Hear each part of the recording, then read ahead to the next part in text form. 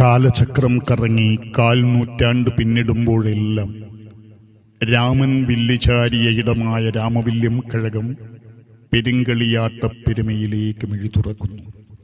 അനേകായിരങ്ങളുടെ അനേകകാലത്തെ നിതാന്ത ജാഗ്രതയുടെയുള്ള പരിശ്രമങ്ങൾക്കൊടുവിൽ അഷ്ടദിനങ്ങളിലായി നടന്ന ഇഷ്ടദേവിയുടെ തിരുമംഗല്യവേളയിതാ കാലയവനികയ്ക്കുള്ളിൽ മറയാൻ സമയമായി. ഇന്ന് ശുക്ലപക്ഷത്രയോദശി തിഥിയിൽ മകം നക്ഷത്രം 2-ാം പാദത്തിൽ ഇടവം രാശിയിൽ കലശത്തറയ്ക്ക് മുന്നിൽ തിരുമുടിയണിഞ്ഞ ദേവി തിരുമുറ്റത്തെത്തി.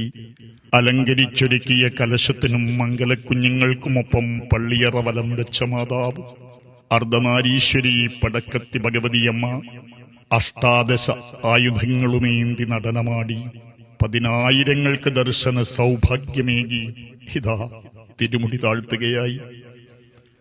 ഇതേ ജന്മത്തിൽ ഇനി ഈ തിരുമുറ്റത്ത് ദേവിയെ കാണാൻ കഴിയുമോ എന്ന ആശങ്കയുള്ള എത്രയോ ഭക്തജനങ്ങളിതാ ഈറൻ മിഴികളോട് ക്ഷേത്രനടയിൽ നിന്ന് യാത്രയാകാനൊരുങ്ങുന്നു.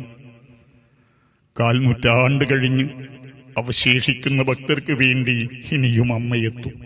അതുവരെ എന്റെ ഈ അർദ്ധനാരീശ്വര രൂപം മനസ്സിൽ പ്രതിഷ്ഠിച്ച് നിങ്ങൾ കാത്തിരിക്കുക എന്ന് പറയാതെ പറഞ്ഞ് പടക്കെത്തിയ ദേവി കാണാമറയത്തേക്ക് യാത്രയാകുന്നു.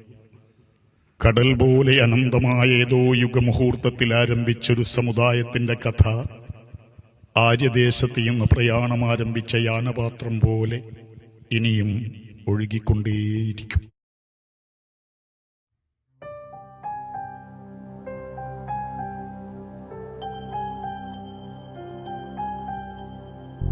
പടക്കത്തി ഭഗവതിയും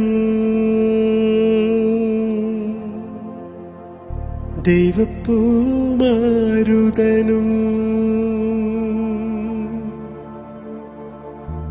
ഇടം വലം കുടിയിരിപ്പൂ തിരുപാർശ്വം മരക്കലക്കപ്പലറി വന്നവളെ പയ്യന്നൂർ കാർത്തികേയൻ ഇഷ്ടവരതേ പൂമാലേ പൂമാതേ വെൽക വെൽക രാമവില്യ കളിയാട്ടം വാഴ്ക വാഴ്ക.